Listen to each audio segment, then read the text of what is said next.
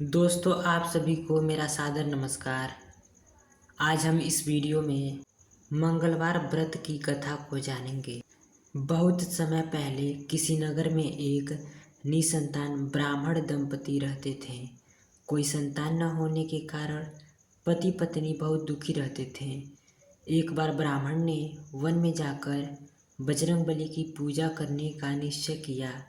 वहाँ जाकर उसने विधि विधान से हनुमान जी की पूजा अर्चना की और उसने पुत्र प्राप्ति की कामना की। इधर घर पर ब्राह्मण की पत्नी भी संतान पाने के लिए श्रद्धापूर्वक मंगलवार का उपवास करती थी। वो मंगलवार पूरे दिन व्रत रखती थी और शाम को भोजन बनाकर पहले हनुमान जी को भोग लगाती थी, उसके बाद ही स्वयं भोजन करती थी। एक बार कुछ यूँ हुआ कि किसी कारणवश ब्राह्मणी व्रत वाले दिन भोजन न बना पाई और ना ही बजरंगबली को भोग अर्पित कर सकी। उस दिन उसको बहुत दुख हुआ। उसने निश्चय किया कि अब वो अगले मंगलवार को हनुमान जी को भोग लगाने के पश्चात ही भोजन करेगी। ब्राह्मणी लगातार 6 दिन तक भूखी प्यासी पड़ी रही और जब मंगलवार आया तो उस दिन वो बेहोश हो गई।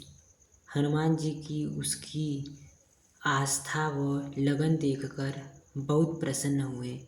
उन्होंने वरदान स्वरूप ब्राह्मण की पत्नी को एक बालक दिया और कहा, हे ब्राह्मणी, ये बालक बहुत तेजस्वी होगा और तुम पति पत्नी की खूब सेवा सत्कार करेगा। संतान पाकर ब्राह्मणी की खुशी का ठिकाना न रहा। मंगलवार व्रत के फलस्वरूप हनुमान जी ने ब्राह्मणी को पुत्र दिया था, इसलिए उसने बालक का नाम मंगल रखा। इधर कुछ समय के बाद जब पूजन संपन्न कर ब्राह्मण घर वापस आया तो बालक को देखकर आश्चर्य में पड़ गया। पत्नी से पूछा कि ये बालक कौन है। ब्राह्मणी ने कहा कि मंगलवार व्रत से प्रसन्न होकर बजरंगबली ने अपने आशीर्वाद स्वरूप उसे संतान का सुख दिया है। किंतु ब्राह्मण को पत्नी की बात पर भरोसा न हुआ और एक दिन अवसर देखकर उसने बालक को कुएं में गिरा दिया। घर वापस आकर ब्राह्मणी अपने पति से कहने लगी कि पुत्र मंगल कहाँ है। तभी पीछे से मंगल मुस्कुराता हुआ आकर माँ से लिपट गया। उसे जीवित देखकर ब्राह्मण अचंभित रह गया।